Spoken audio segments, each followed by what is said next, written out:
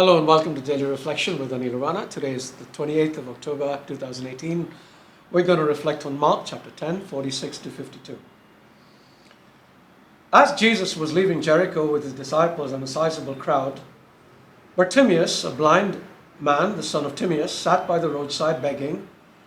On hearing that it was Jesus of Nazareth, he began to cry out and say, "Jesus, son of David, have pity on me." And many rebuked him, telling him to be silent. But he kept calling out all the more, "Son of David, have pity on me." Jesus stopped and said, "Call him." So they called the blind man, saying to him, "Take courage, get up, Jesus is calling you." He threw aside his cloak, sprang up and came to Jesus. Jesus said to him in reply, "What do you want me to do for you?" The blind man replied to him, "Master, I want to see." Jesus told him, "Go your way, your faith has saved you." Immediately he received his sight and followed him on the way. The gospel of the Lord. Let me tell you this story again because it is a good one. There was a blind man called Bartimaeus who used to sit by the roadside begging. One day while he was sitting in his usual place, he heard the sound of commotion all around him, and he asked somebody nearby what was happening. He was told that Jesus of Nazareth was passing by. He had obviously heard of Jesus and knew who he was because he immediately cried out, "Jesus, son of David, have pity on me." A few people told him to shut up, but he wasn't about to listen to anybody. He kept crying out to Jesus, who heard him. Jesus stopped and told his apostles to call him.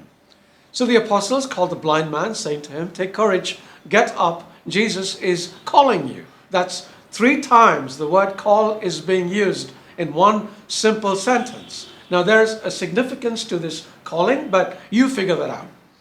Then the blind man throws aside his cloak, springs up and comes to Jesus in great excitement and anticipation. And then Jesus asks him a strange question. "What do you want me to do for you?" Duh, as though Jesus didn't know. Now if Jesus were to ask you this question today, what would you answer? It's a serious question, so I want you to think about it for a moment. What do you want Jesus to do for you today? You see, the answer isn't always what Jesus would like to hear. Let me explain. In the passage immediately preceding the one that I just read, James and John go to Jesus with a request. "Teacher," they say, "we want you to do whatever we ask you to do." And Jesus asks them the same question he asks the beggar, "What do you want me to do for you?" Do you know what they said? They said, "Let one of us sit at your right and the other at your left in your glory." I can only imagine Jesus staring at them long and hard, wondering when they would understand him. So here, when he's asking the beggar the question, he's doing it for the sake of the apostles so they know the right answer. The beggar says, "Master, I want to see." And Jesus, instead of giving the logical response, "Receive your sight," says, "Go your way, your faith has saved you."